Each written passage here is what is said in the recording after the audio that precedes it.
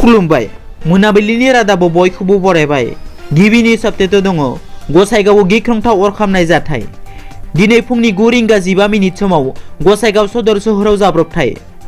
गसाइगाव सदर सहरनि सारियालियाव दिनै फुङाव गिख्रंथाव अर खामनायनि जाब्रबथाय जायो। सदर सहरनि दिकेर'टआव बे अर खामनाय जाथाया जादों। हरखाब अर जोंखांनानै बापुन मण्डलनि गंसे साहा दखान, खानाय सिनग्रा दखान आरो लेबफोर सुग्रा दखाना खामग्लिलांजोबो। गिबियावनो नायबिजिरनायाव लेब सुग्रा दखाननिफ्राय अरा जोंखांदोंमोन होननानै सन्देह खालामदों। नाथाय माबायदियै अरा जोंखांदों बेखौ दासिमबो मिथिनो मोननाय जायाखै। अर खोमोरग्रा हानजाया फैनानै अर खोमोरनानै बांसिनै खहा जानायनिफ्राय रैखा खालामो। नैथियाव दङ गाबोन बृहस्पतिबारखालि बिटिआरआव सरकार दानायनि थाखाय फ्ल'र टेस्टआव नुजाथिगोन प्रमद बर'आ। फ्ल'र टेस्टनि थाखाय थागथियारि जादों इउपिपिएल दोलोनि आफादगिरि प्रमद बर'आ। गुवाहाटी गोजौ बिजिरसालिनि रायखौ लानानै गोजोनदों होननानै दैदेनगिरिया बुंथियो।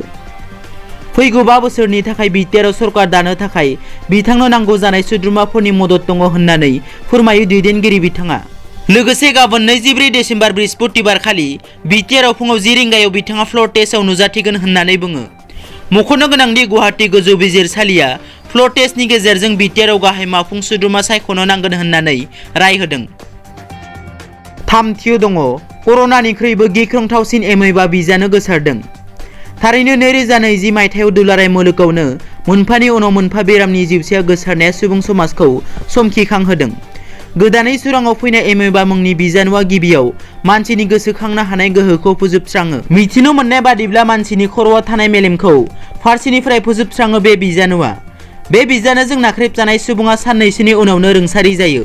मख'नो गोनांदि थांनाय सेप्तेम्बर दानाव आमेरिका हादरनि टेक्सास लेक जैक्सनाव थानाय ज'शिया मैकेन्टार मुंनि 6 बोसोर बैसोनि सासे खुदियाया रुंसारि जादोंमोन आरो दैनि टेपनिफ्रायनो एमैबा बिजानुआ गोसारो होनना मिथिनो मोन्दों। ब्रैथियाव दङ आसाम पुलिसनि माखासे गोजौ बिबानगिरिफोरखौ सोलाय-सोल' खालामदों। आसाम पुलिसनि माखासे गोजौ बिफाननि बिबानगिरिफोरखौ मंगलबारखालि रायजो सरकारा सोलाय-सोल' खालामदों। गुवाहाटी नोगोरमानि पुलिस कमिशनार मुन्ना प्रसाद गुप्ताखौ सिआइडिनि एडिशनेल पुलिस सामलायगिरि महरै बिबान होदों। मख'नो गोनांदि बेनि सिगां स्पेसियेल ब्रान्चनि एडिशनेल डिएसपिनि बिबानाव दंमोन आइपिएस गुप्ताया। गुबुन फारसेथिं गोदान दिल्लीनि आइबिनि जइन्ट डाइरेक्टर बिनीता शर्माखौ पुलिस अफिसार हिरेन चन्द्र नाथनि जायगायाव एडिजिपिनि बिबान होदों।